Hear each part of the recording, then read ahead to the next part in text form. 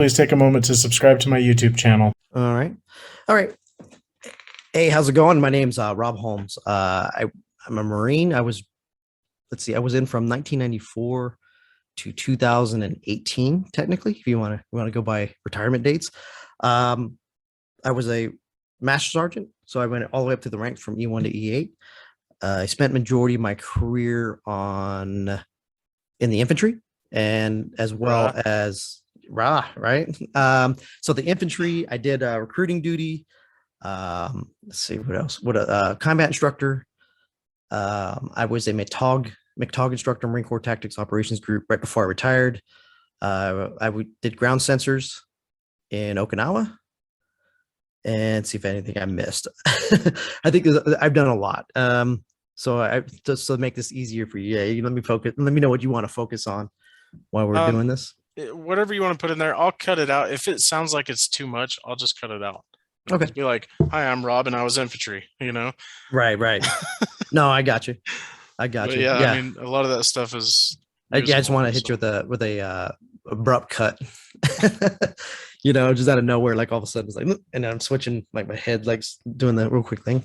So yeah, I did 23 years in the Marine Corps and then retired, and I spent 3 years as a correctional officer after that, and then I now work for the Veterans of Foreign Wars as a state officer. Okay. Currently. Did you see combat? I did twice. Well, technically three. Well, technically four times if you want to call it. Now, you don't talk about like so you have combat deployments and then you actually have actual combat. Okay, now it doesn't count as combat. No. Unless but you're in World War II. But my right? Exactly.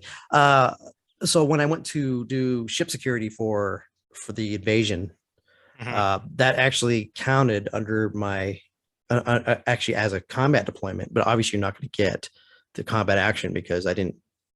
No, I can't even talk about it. But we did have an engagement with somebody, but I can't talk about the country or what happened and all that stuff. But in normal version, I would have probably seen combat because of that. But so technically 4 combat tours, but 2 of them were actual combat.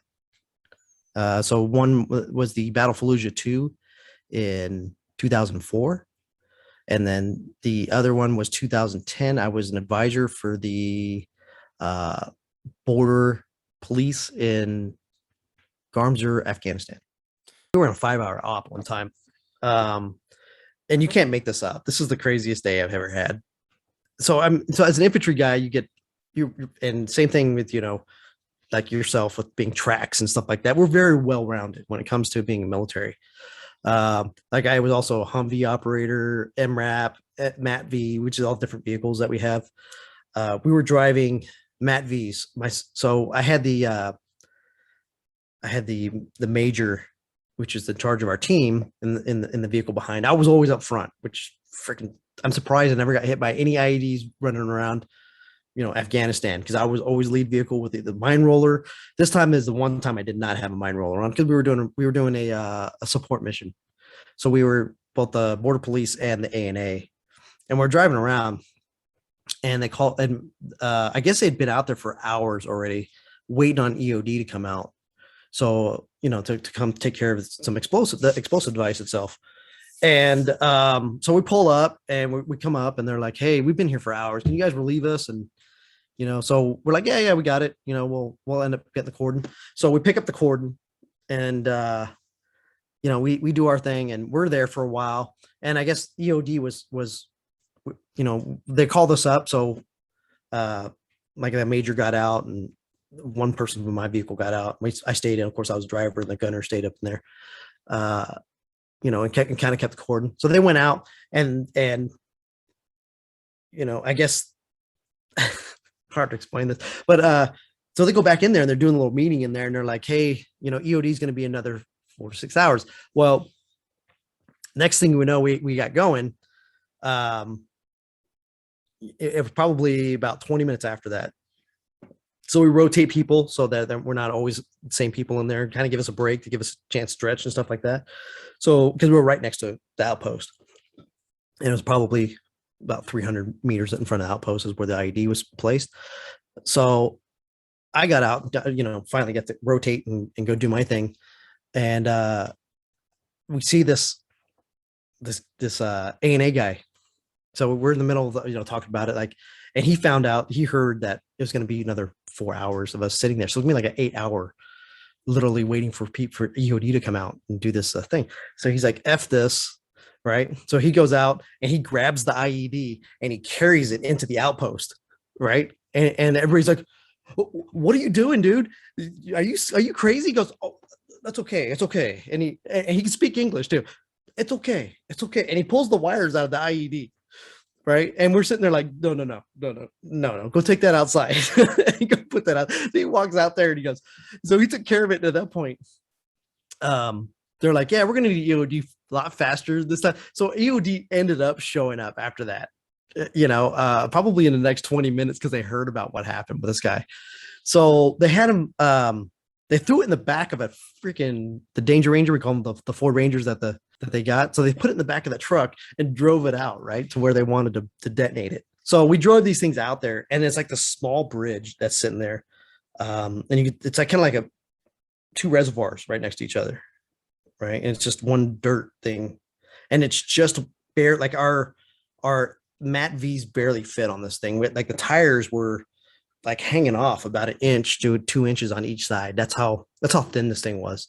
And of course, if you don't know how much these vehicles weigh, they're fully armored vehicles, so they're extremely heavy. We're talking, under 20,000 pounds. All right, so it's got some weight to it. So we drove this thing up there, and I do my thing, and so it's my vehicle makes it over, and I start coming around, just so I can see what's going on. And then the Ranger goes through. EOD comes in out behind them, and then the secondary vehicle for us starts to go through there, and I hear this, oh crap, wait, hey, come back over here and help us, and I'm like, what's going on? And of course I'm turning around. That's how quick this went. So I'm sitting there turning a nice wide loop with the Mat V, and I turn around and I'm looking at the underside of the Mat V that was behind us, the last vehicle. So it's up in the air, like literally, like I'm looking like the wheels, and it's just sitting up. I can see underneath the Mat V. Right. That's how. So what happened is the back wheel slipped and it fell into that ravine. Right. So I had already had it rigged for tow and everything. So all our vehicles I always had that set up. But I actually shocked the EOD guys because I walked up and I was like, I got you guys. Hey, lock out, put your brake on. Don't do anything until I tell you to do it. Because it was funny because this was going to be a pretty crazy recovery. So, but there was a tow bar in his vehicle. So made it that much easier. But I pulled the tow bar, I hooked it up, and I told him, I'm like, hey, this is how we're gonna have to do it, man. I'm gonna have to yank you guys out, because you guys are pretty deep in this hole. What I'm gonna have you do is put it in neutral when I tell you to, so I pull so that pulls the slack out, and then what I'm gonna have, because that way you're not trying to drive at the same time and you're pushing me when we come out of the hole. So I said, put it in neutral until I tell you to, and then I'm gonna yank you guys out. And so literally, I told them, hey, neutral now, and then they put it in neutral, and I kind of I let off my put in a little gas just to kind of pull out all the spacing in there, and then I'm like, guys, hang on, and I just cranked that thing, man. I had it put in full, so I put it in 4-wheel drive and everything because it was soft sand, and I just cranked it, man, and literally just yanked the vehicle right out of the hole, right, and so we did that, and then took the tow bar off, brought us back around, detonated the IED. Dude, I had the EOD's guys come up to me and goes, dude, I have never seen that's the fastest recovery I've ever seen in my life. And I was like, oh, cool. They're like, yeah, usually that takes like an hour or something like that. You guys did that in like 5 minutes.